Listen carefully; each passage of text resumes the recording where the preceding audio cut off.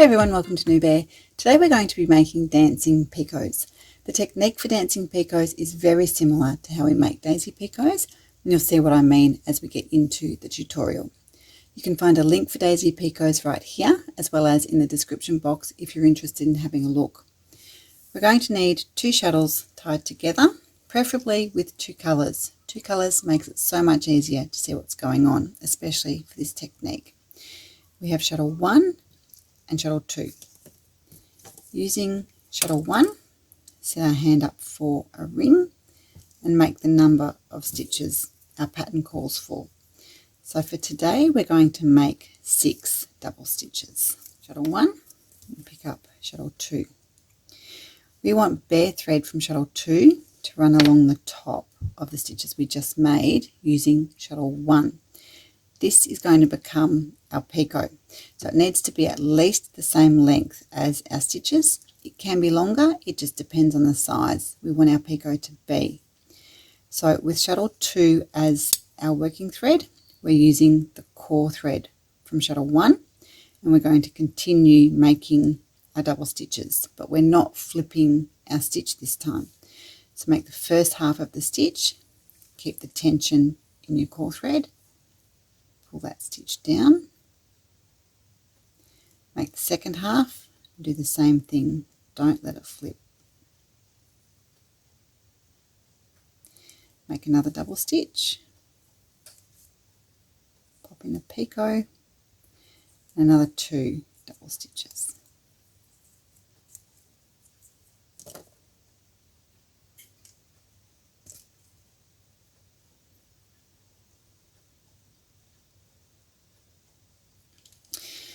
These stitches are going to face inwards. That's okay. When we finish with shuttle 2, place it over the back of our hand and our stitches will flip around.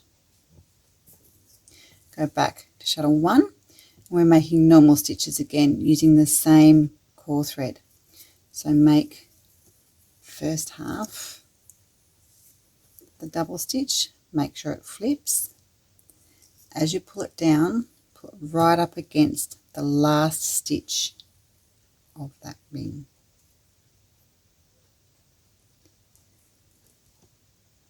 And that's going to make the stitches that we made with shuttle 2 pull down into an arc.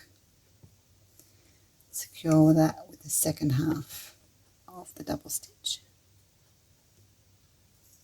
Check that the core thread slides and finish out our set of stitches.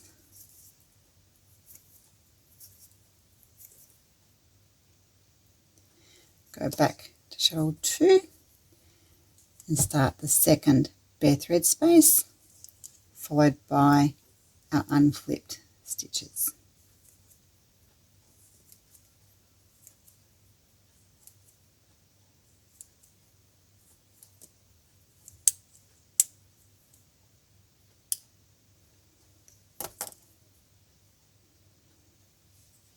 Go back to shuttle 1 and complete the stitches on our ring.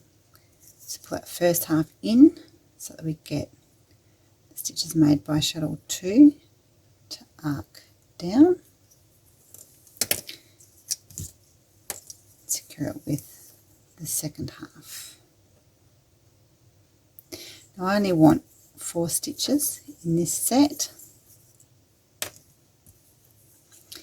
If I run my bare thread over the top of the stitches like we did before, it's not going to give me much of a picot. It's only going to be quite small, and I'd like mine a little bit bigger. So I'm going to increase the length of my bare thread just a tad. I'm going to use a picot gauge to help me do it.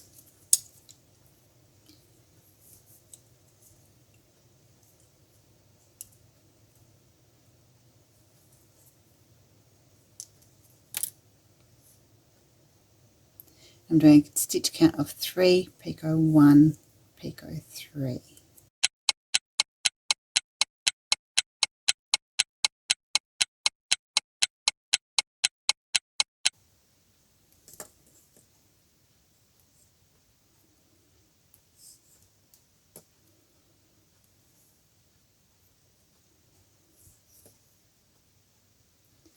Move back to shuttle 1 to complete the stitch in our ring.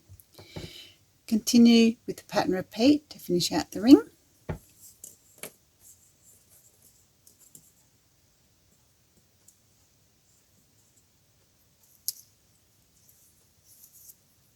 Once we've closed our ring, we finish our dancing picots by making a lock stitch. A lock stitch, as the name implies, stops our stitches from sliding.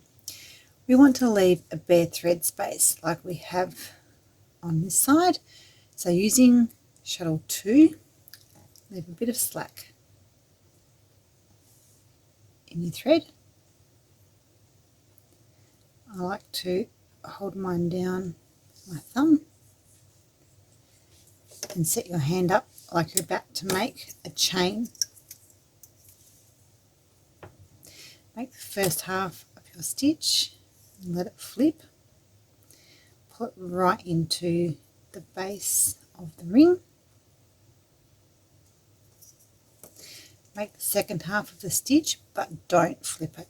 Just pull it in. And we have our dancing picots. I hope you enjoyed it. I'll see you next time.